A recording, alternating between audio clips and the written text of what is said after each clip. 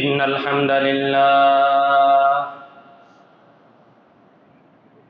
لله نحمده ونستعينه ونستغفره ونؤمن به ونتوكل عليه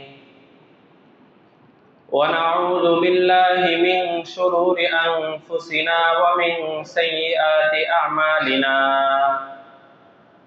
من يهده الله فلا مضل له ومن يضلله فلا هادي له وأشهد أن لا إله إلا الله وحده لا شريك له وأشهد أن سيدنا وسندنا وحبيبنا ومولانا محمدا عبده ورسوله صلى الله تعالى عليه وعلى آله وأصحابه وبارك وسلم تسليما كثيرا كثيرا. أما بعد فأعوذ بالله من الشيطان الرجيم. بسم الله الرحمن الرحيم. ومنهم من يقول ربنا آتنا في الدنيا حسنة وفي الآخرة حسنة وقنا عذاب النار أولئك لهم نصيب مما كسبوا والله سريع الحساب.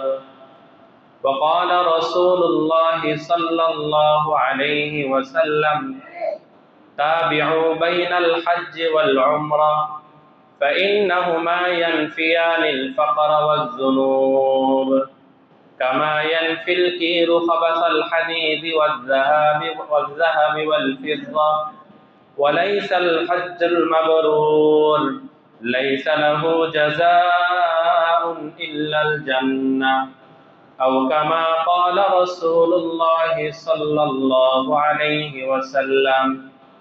اللهم صل على محمد وعلى آل محمد كما صليت على إبراهيم وعلى آل إبراهيم إنك حميد مجيد. اللهم بارك على محمد وعلى آل محمد كما باركت على إبراهيم وعلى آل إبراهيم إنك حميد مجيد. الحمد لله الحمد لله الحمد لله.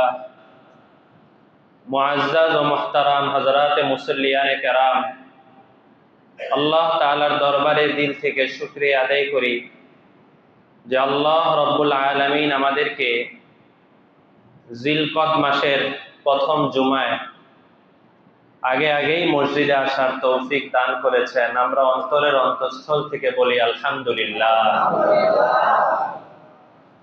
এখন যেই মাস শুরু হয়েছে, রমজানের পরে শাওয়াল মাস ছিল, শাওয়ালের পরে যেই মাস জিলকদ মাস, জিলহজ মাস, মুহররম মাস, এই লাগাতার 3 মাস, এটাকে কোরআনের ভাষায় হলো আশহুরুল হুরুম, মানে হলো সম্মানিত মাস।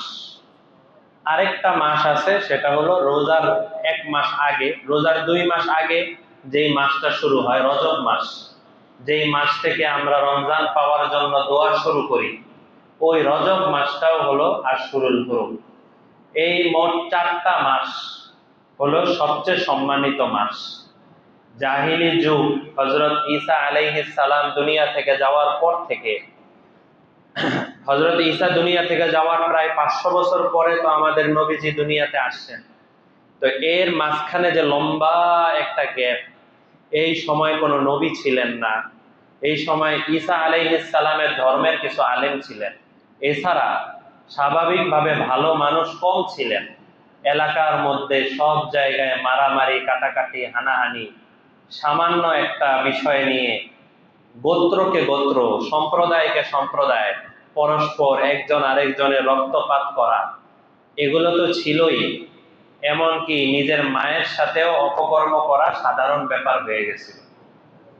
নিজের আপন মেয়েকে, নিজের কলিজার সন্তান মেয়েকে দাফন করে দিত জীবিত অবস্থায়। এরকম একটা কঠিন পরিস্থিতি জাহিলি যুগে ছিল। অবস্থাটা এত মারাত্মক ছিল যে মানুষ কয়েকদিন মারামারি না করতে পারলে তাদের কাছে খারাপ লাগতো, যে আমাদের এলাকায় তো অনেক দিন ধরে কোনো মারামারি হয় না।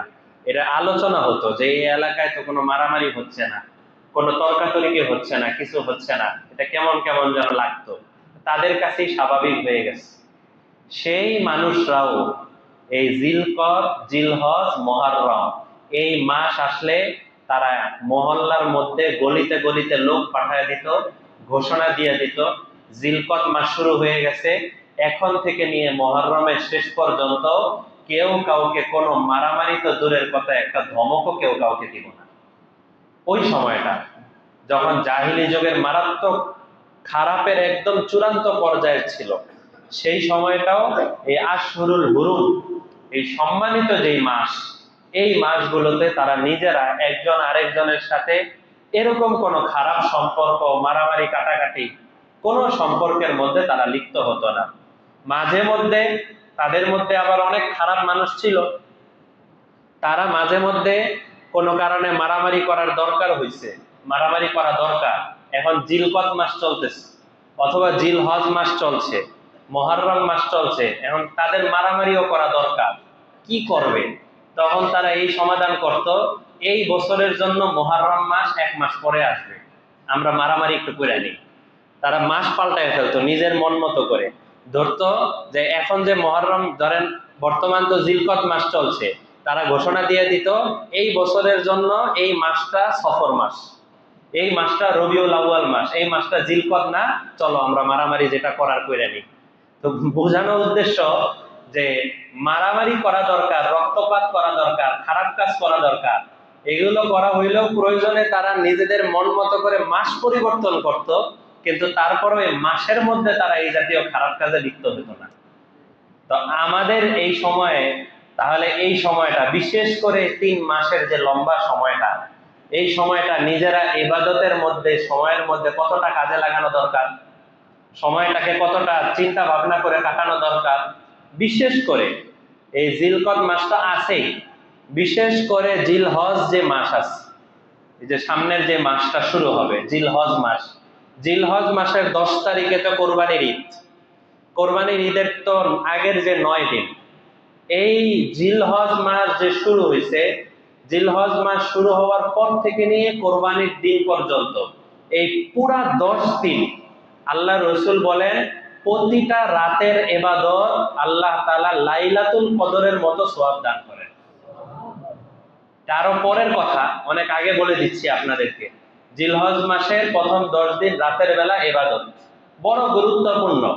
যেদিন থেকে জিলহজ মাসের চাঁদ দেখা যাবে, অর্থাৎ জিলকদ মাস, বর্তমান মাস যে, এই মাসের 29 তারিখ অথবা 30 তারিখ তো নিশ্চিত, 29 তারিখেই দায়িত্ব হলো নিজের মোচ, শরীরের অন্যান্য পশম ইত্যাদি যা আছে এগুলো সব কেটে পরিষ্কার করে একদম কোরবানির দিনের আগ পর্যন্ত শরীরে আর কোনো হাত না দেওয়া, কোরবানির দিন নামাজ পড়ে কোরবানি করে এরপরে শরীরের নখ কাটা, মোচ কাটা, অন্যান্য পশম কাটা। যারা কোরবানি দিবে তাদের জন্য এই আমল, যারা কোরবানি দিবে না তাদের জন্য এই আমল। যারা কোরবানি দিবে তারা তো সওয়াব পাবেই, যারা কোরবানি দিতে পারবে না আল্লাহ তাআলা তাদেরকেও কোরবানির সওয়াব দান করবেন। এই হলো একটা বিষয়, যে বড় একটা গুরুত্বপূর্ণ বিষয় হলো রাতের বেলার ইবাদত আর দিনের বেলা এরকম কোনো অঙ্গ প্রত্যঙ্গে পশমের মধ্যে হাত না দেওয়া, এটাকে পরিষ্কার রাখা, চুলও না কাটা, শরীরকে একদম স্বাভাবিক অবস্থায় 10 দিন পার করা। আর দিনের বেলা যে আছে, জিলহজ মাস শুরু হওয়ার পরে যে দিনের বেলা, এই দিনের বেলার লম্বা সময়টা, এই সময়টায় যদি কোনো বান্দায় পুরো 9 দিন, যেদিন থেকে চাঁদ দেখা গেছে ওই দিন থেকে নিয়ে পুরো 9 দিন, ঈদের আগের দিন পর্যন্ত 9 দিন লাগাতার রোজা রাখতে পারে, প্রতিদিনের বিনিময়ে আল্লাহ তাআলা 1 বছর নফল রোজার সওয়াব দান করবেন। প্রতিদিন এক এক দিন। শাওয়াল মাসে তো আমরা 6 রোজা রাখছি, 6 রোজা মিলে 1 বছরের সওয়াব। আর জিলহজ মাসের এক এক দিন রোজা রাখা 1 বছরের সওয়াব। আর তাও যদি অনেক মানুষ আছেন দুর্বল মানুষ, লাগাতার রোজা রাখা 9টা 10টা রোজা রাখা হয়তো কষ্ট হতে পারে, তাদের জন্য আল্লাহ রসুল আরো সহজ কথা বলে দিচ্ছেন যে কোরবানির ঈদের যে আগের দিন আছে 9 তারিখ, যেই তারিখে হাজী সাহেবরা আরাফার ময়দানে থাকে। হাজী সাহেবরা তো সৌদি আরব অনুযায়ী আরাফার ময়দানে থাকবে, তো তারা তো হয়তো আমাদের সাথে মিলবে না, একদিন আগে তারা থাকবে। তো আমাদের হিসাবে 9 তারিখ, এই 9 তারিখের দিনে ঈদের আগের দিনে যদি কেউ রোজা রাখে, তাহলে আল্লাহ রসুল বলেন আগের 1 বছর আর পরের 1 বছর 2 বছরের গুনাহ খাতা আল্লাহ মাফ করে দেন, সগীরা গুনাহ খাতার বিষয়। তো আমরা চেষ্টা করব শুরু থেকে যদি পারি রোজা রাখবো, শুরু থেকে যদি নাও পারি অন্তত ঈদের আগের দিনের রোজাটা। গরু কিনতে কিনতে ওই রোজা অনেক মানুষের রাখা হয় না, পশু কিনতে কিনতে অন্যান্য ব্যস্ততার কারণে ওই রোজা রাখা হয় না, এটা ঠিক না। বরং ওই রোজাটার বিষয়ে আমরা সবাই একটু ইহতেমাম করব। তো কিছু জিলহজ মাসের ব্যাপারে অগ্রিম কিছু কথা আপনাদেরকে বললাম। একটা হলো রাতের বেলার ইবাদত, 2 নাম্বার হলো সারা 10 দিনে শরীরে হাত না লাগানো, কোনো পশম না কাটা, 3 নাম্বার হলো দিনের বেলা রোজা রাখা, আর 4 নাম্বার হলো ঈদের আগের দিন রোজা রাখার চেষ্টা করা। তো যাই হোক, এটা অনেক পরের বিষয়। আজকে আপনাদের সামনে যে বিষয়টা বলতে চাচ্ছি সেটা হলো আল্লাহ তাআলার সাথে আমাদের যে সম্পর্ক। আল্লাহর সাথে আল্লাহ তাআলা মালিক, আমরা তার গোলাম, আমরা তার বান্দা। একটা সম্পর্ক হলো আল্লাহ মালিক, আমরা তার গোলাম। তাই আমরা গোলাম হিসেবে আমাদের অনেক দায়িত্ব। মালিকের কথা মতো শুনতে হয়, চলতে হয়। মালিকের কথা অমান্য করা যায় না, মালিক নারাজ হয়ে যান, মালিক বড় কষ্ট পান। এই হলো আল্লাহর সাথে আমাদের একটা সম্পর্ক। আর আল্লাহ তাআলার সাথে আমাদের আরেকটা সম্পর্ক আছে, সেটা হলো আমরা হলাম আল্লাহ তাআলার প্রেমিক, আর আল্লাহ হলেন আমাদের প্রেমাস্পদ।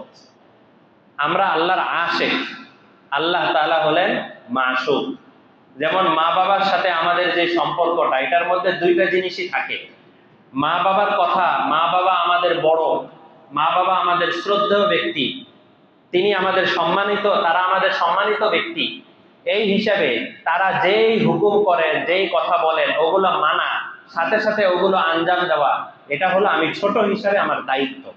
এটা যেমন একটা জিম্মাদারি, ঠিক আরেকটা জিম্মাদারি হলো আমি আমার মা বাবাকে অনেক ভালোবাসি, মা বাবাকে অনেক মহব্বত করি, আমার মা বাবাও আমাকে অনেক ভালোবাসে। ভালোবাসার দাবিতেও অনেক কাজ করতে হয়। একটা হলো দায়িত্বের খাতিরে অনেক কাজ করা, আর আরেকটা হলো ভালোবাসার খাতিরে অনেক কাজ করা। 2টার মধ্যে পার্থক্য আছে না? বিভিন্ন দোকানে আমাদের যে লোক রাখতে হয়, কর্মচারী রাখতে হয়, তারা যে দায়িত্বগুলো থাকে, এটা তো সাধারণত তারা দায়িত্বের খাতিরে করে, আলাদা কোনো ভালোবাসার সম্পর্ক তাদের সাথে থাকে না, বা থাকলেও কম থাকে। কিন্তু আরেকটা হলো ভালোবাসার সম্পর্ক। এই 2টা জিনিস ভিন্ন। দায়িত্বের সম্পর্ক আর ভালোবাসার সম্পর্ক 2টা জিনিস ভিন্ন। তো আল্লাহ তাআলার সাথে আমাদের এই 2টা জিনিসই আছে। আল্লাহর সাথে আমাদের যেমন দায়িত্বের সম্পর্ক আছে, আল্লাহ বলে দিয়েছেন এই কাজগুলো করতে হবে আর এই কাজগুলো থেকে বাঁচতে হবে, এরকম যেমন একটা দায়িত্বের সম্পর্ক আছে। এই সম্পর্ক যেমন আমাদের আঞ্জাম দিতে হবে, সাথে সাথে আল্লাহর সাথে আমাদের আরেকটা সম্পর্ক হলো ভালোবাসার সম্পর্ক। ভালোবাসার সম্পর্ক যখন কারো সাথে হয়, তখন কিছু দাবি থাকে, মহব্বতের কিছু দাবি থাকে। ওই দাবিগুলো যদি কেউ পূরণ না করে, আর মুখে মুখে যদি বলতে থাকে আমি তোমাকে অনেক মহব্বত করি, তোমার সাথে আমার অনেক মহব্বতের সম্পর্ক, কিন্তু মহব্বতের যে দাবি আছে, দাবির একটাও পূরণ করে না, তাহলে এই লোকটাকে ভালোবাসায় স্বীকার করা হয়? স্বীকার করা হয় না, এটা স্বাভাবিক বিষয়। ঠিক আল্লাহ রসুল দোয়া করছিলেন আল্লাহ তাআলার কাছে, আল্লাহ আপনার দায়িত্ব আমি যতটুকুই পালন করতে পারি আর না পারি, দয়া করে আপনার প্রতি আমার দিলের ভিতরে এমন ভালোবাসা তৈরি করে দেন, যেই ভালোবাসার সামনে আমার বিবি, আমার সন্তানাদি, এমনকি গরমের পিপাসায় ঠান্ডা পানির প্রতি মানুষের যেমন ভালোবাসা থাকে, আল্লাহ আপনার প্রতি আমার ভালোবাসা ওই ঠান্ডা পানির চাইতেও বেশি দান করেন। আমাদের নবীজি দোয়া করছেন আল্লাহ তাআলার কাছে, আল্লাহুম্মা জাআল হুব্বাকা আহাব্বা ইলাইয়া মিন নাফসি ওয়া আহলি ওয়া মিনাল মাইল বারিদ। আমার নফস, আমার পরিবার এবং ঠান্ডা পানির চাইতেও আল্লাহ আমাকে আপনার ভালোবাসা বেশি দান করেন। তাহলে দায়িত্বের চাইতেও আমাদের নবীজি আল্লাহর কাছে ভালোবাসা বেশি চাইছেন, মহব্বত বেশি চাইছেন। এবং আরো আগে বেড়ে যদি বলি, তাহলে ইসলাম ধর্ম যে আমাদের পর্যন্ত পৌঁছাইছে, এই পৌঁছানোর পিছনেও দায়িত্বের চাইতে সাহাবায়ে কেরাম ভালোবাসার দাবি বেশি করেছেন। যতটুকু তাদের দায়িত্ব, এর চাইতেও ওনারা বেশি কাজ করেছেন। বহু সাহাবায়ে কেরাম ছিলেন এমন, নবীজি সাল্লাল্লাহু আলাইহি ওয়াসাল্লাম ইন্তেকালের মাত্র 3 মাস, 3.5 মাস আগে নবীজি হজ করেছেন। এই হজের মধ্যে নবীজি বলছেন যে, দেখো আমার সাহাবীরা, তোমাদের মধ্যে যারা আছো তারা আমার কাছ থেকে যে কথাগুলো শুনছো, তোমরা এই কথাগুলো নিয়ে বসে থাকবা না, এই কথাগুলো তোমরা পৃথিবীর মানুষের কাছে পৌঁছায় দাও। এই নবীজির এক কথার কারণে বহু সাহাবায়ে কেরাম এমন ছিলেন, হজের কাজ সব কাজ করে শেষ করে ওনারা আর বাড়িতে ফেরত যান নাই। মক্কা শরীফ থেকে ওনারা রওনা হয়ে গেছেন, এক একজন সিরিয়ার উদ্দেশ্যে, কেউ ইয়ামানের উদ্দেশ্যে, বিভিন্ন জন বিভিন্ন উদ্দেশ্যে। এমনকি 4 জন সাহাবায়ে কেরামের ব্যাপারে পাওয়া যায় যারা এই ভারত উপমহাদেশেও আসছিলেন। কোথায়? সৌদি আরব, আর কোথায়? ভারত উপমহাদেশ। যাদের ব্যাপারে নাম পাওয়া যায় 4 জনের ব্যাপারে ভারত উপমহাদেশে ওনারা দাওয়াতের কাজ নিয়ে আসছেন, নবীজির হাদিস নিয়ে ওনারা আসছেন। কেন আসছেন? ভালোবাসার দাবিতে।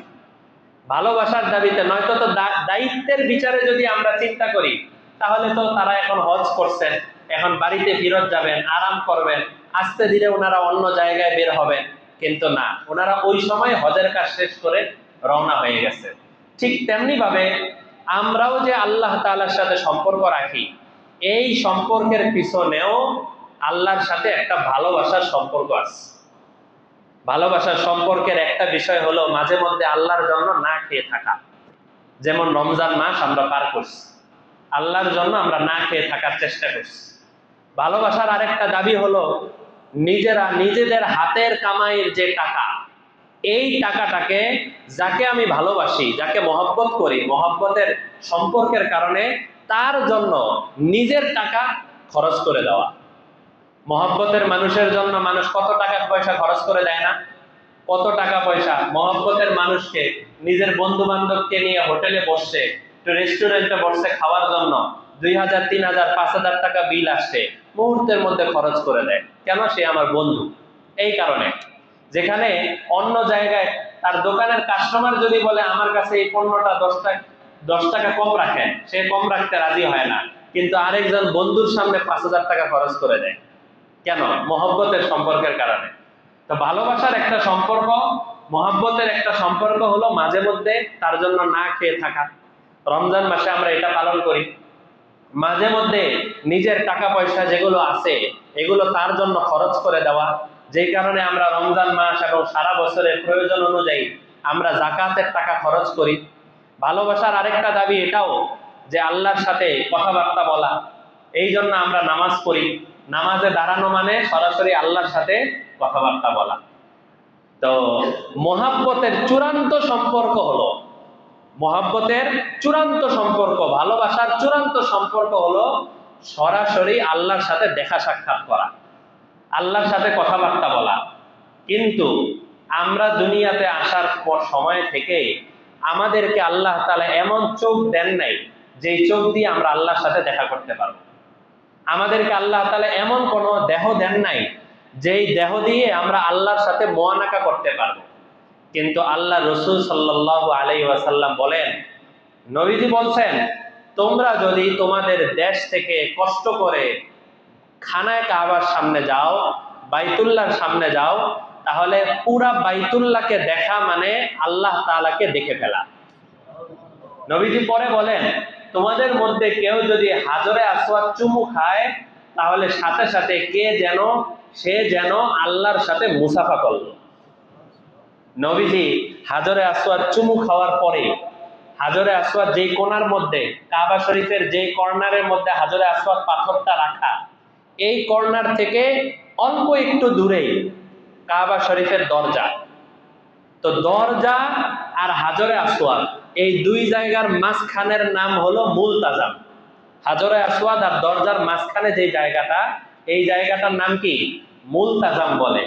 নবীজি হাজরে আসওয়াদ চুমু খেয়ে সাথে সাথে মুলতাজামের মধ্যে গিয়ে নিজের বুকটাকে এইভাবে লাগায় দিচ্ছেন।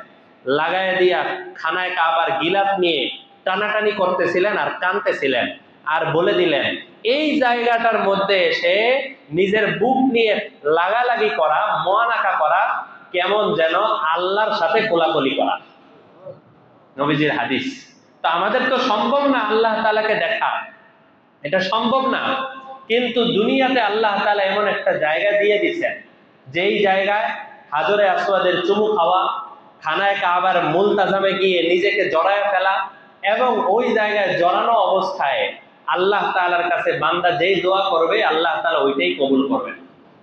এটা একটা বড় মাধ্যম। তাই ইসলামের একটা বড় বিধান হলো, কোন মানুষের কাছে যদি এই পরিমাণ টাকা থাকে, তার জরুরি সামান বাদ দিয়ে, প্রয়োজনীয় কাপড় চোপড়, প্রয়োজনীয় আলমারি, এরপরে প্রয়োজনীয় থালা বাসন, এগুলো বাদ দিয়ে অতিরিক্ত জমি জামা বলেন অথবা বাড়ি ঘর বলেন, নগদ টাকা পয়সা বলেন, স্বর্ণ রূপা বলেন, যাই বলেন না কেন, জাকাতের ক্ষেত্রে আমরা কিন্তু বলতাম স্বর্ণ রূপা, নগদ টাকা, ব্যবসায়িক মাল।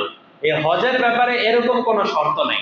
হজের ব্যাপারে হলো প্রয়োজনীয় সামানপত্র বাদ দিয়ে অতিরিক্ত যত সামানপত্র আছে, জমি জামা থেকে শুরু করে যা আছে সব কিছু মিলিয়ে কারো কাছে যদি এই পরিমাণ সম্পদ থাকে, যেই সম্পদ দিয়ে সে তার নিজের দেশ থেকে সৌদি আরব যেতে পারে, সৌদি আরব থেকে হজের কাজ আদায় করতে পারে, এবং ওই সময়টা তার পরিবারের যা খরচ দরকার সেই খরচও সে দিতে পারে, এরপরে সৌদি আরব থেকে চলে আসতে পারে, তাহলে এই মানুষটার উপরে হজ ফরজ হয়ে যায়।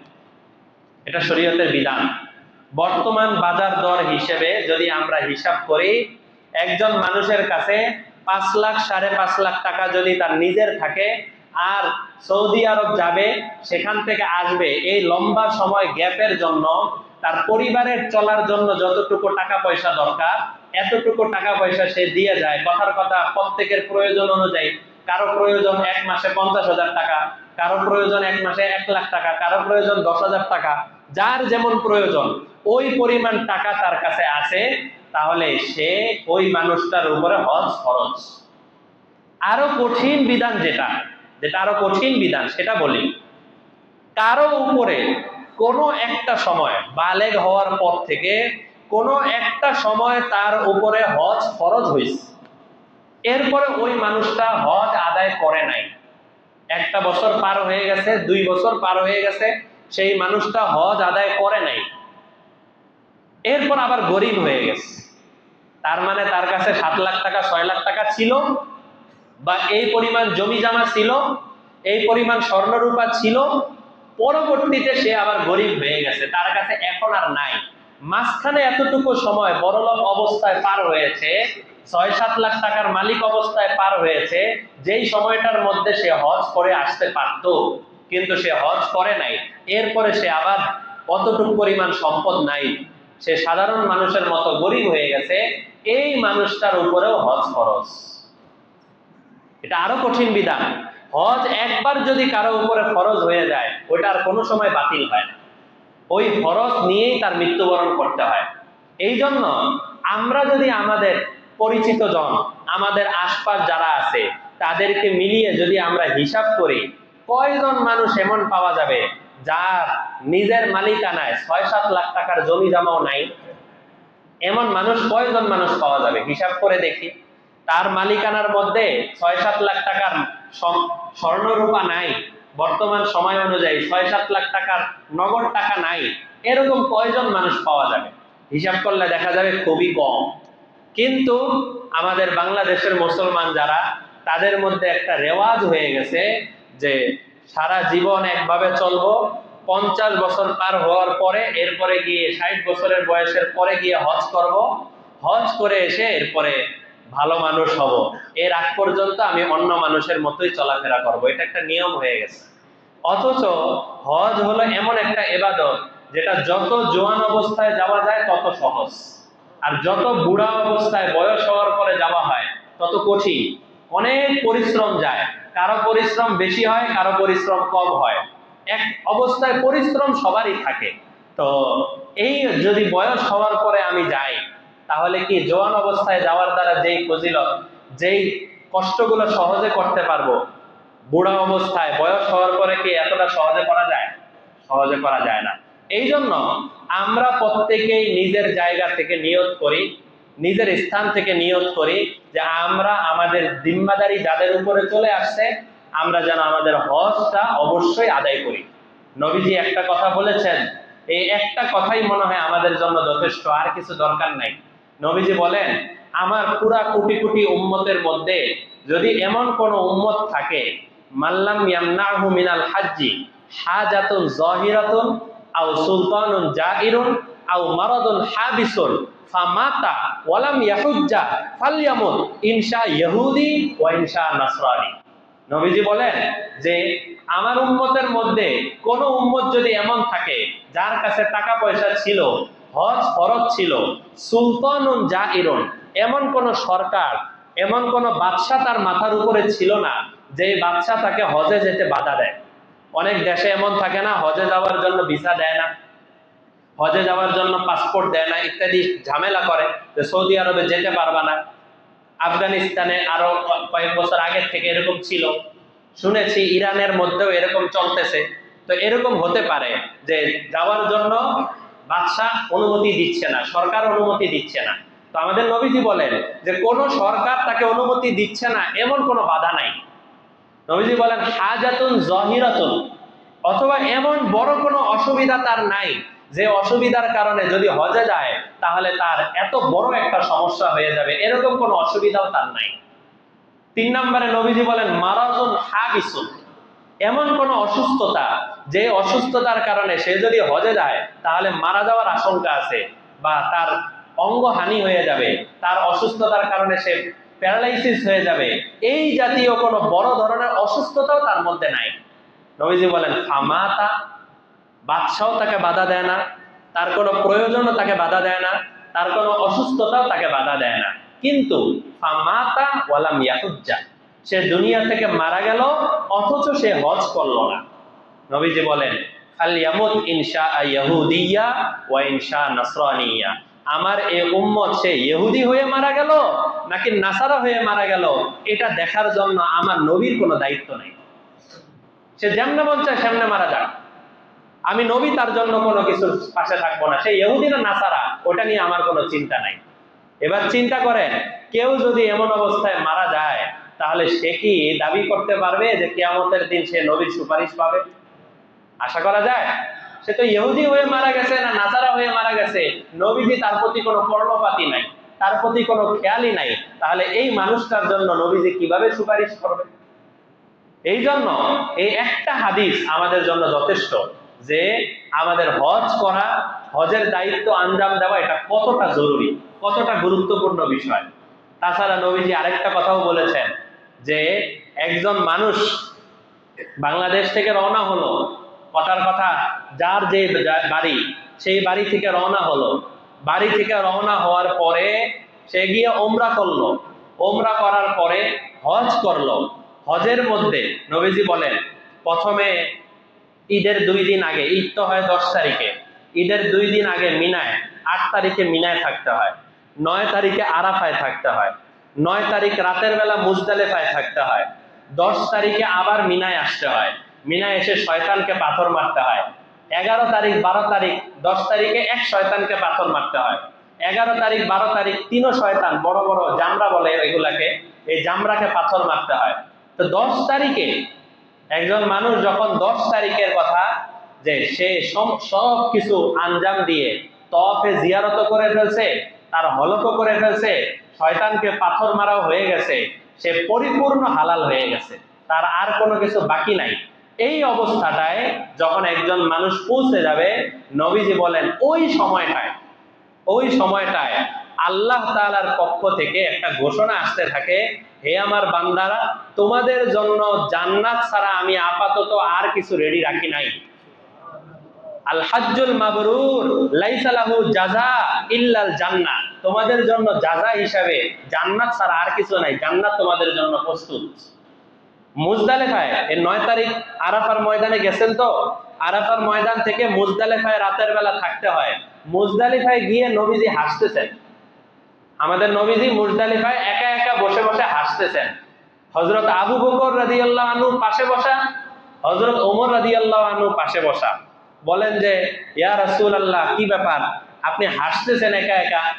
নবীজি বলতেছেন, আমি দেখতে পাচ্ছি ইবলিস শয়তান আরাফার ময়দানে এত মানুষকে আল্লাহ মাফ করে দিয়েছেন, ইবলিস রাস্তায় বসে বসে মাটি উঠায়া তার চেহারার মধ্যে মারতেছে আর বলতেছে, আমি এতদিন যেই মানুষগুলারে ধোঁকা দিয়ে এত কিছু করাইলাম, আজকে এক আরাফার ময়দানে তারা আল্লাহর কাছ থেকে সব মাফ নিয়ে নিস। নবীজি এরপরে বলেন, শোনো, একেবারে কিয়ামত পর্যন্ত একটা বিধান, তোমাদের জন্য একটা বিধান দিয়ে দিচ্ছি। বদরের যুদ্ধে, নবীজি বলেন, বদরের যুদ্ধে যেই পরিমাণ ফেরেশতারা নাজিল হয়েছে, ইবলিস ওই একবার দেখছে। এত ফেরেশতাকে নাজিল হইতে ইবলিস একবারই দেখছে, আর কোন সময় এত বেশি ফেরেশতা নাজিল হইতে দেখে নাই। নবীজি বলেন, এরপরে বদরের যুদ্ধের পরে ইবলিস কিয়ামত পর্যন্ত আরাফার ময়দানের দিন আরাফার হাজীদেরকে মাফ করার জন্য তানাজ্জুলু রাহমাতিল্লাহ, আল্লাহর রহমত এই পরিমাণ নাজিল হইতে দেখে তার চেহারাটা এত কালো হয়ে যায়, সারা বছরে আর কোনোদিন এত কালো হয় না।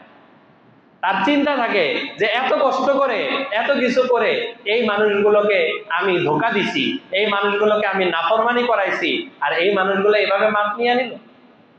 আশ্চর্য লাগে। শুধু যদি ইবলিস মন খারাপ করা এগুলো হতো তাও তো একটা বিষয়। নবীজি আরো আজীব কথা বলেন যে বাসার থেকে হোক বা এয়ারপোর্ট থেকে হোক, যেখান থেকেই হোক, মামিন মুসলিমিন ইউলাব্বি, নবীজি বলেন ইউলাব্বি, একজন মানুষ যখন এহরামের কাপড় পরে ফেললো হজের জন্য, এহরামের কাপড় পরে ফেললো, এহরামের কাপড় পরার পরে নামাজ পড়ে যখন তার মুখ দিয়ে ইউলাব্বি তালবিয়া শুরু হয়ে গেল, লাব্বাইক আল্লাহুম্মা লাব্বাইক, লাব্বাইক লা শারীকা লাকা লাব্বাইক, ইন্নাল হামদা ওয়ান নি'মাতা লাকা ওয়াল মুলক লা শারীকা লাক। নবীজি বলেন, এই যে তালবিয়া সে বলা শুরু করে দিল, তালবিয়া বলে এই লোকটা হাঁটতেছে না?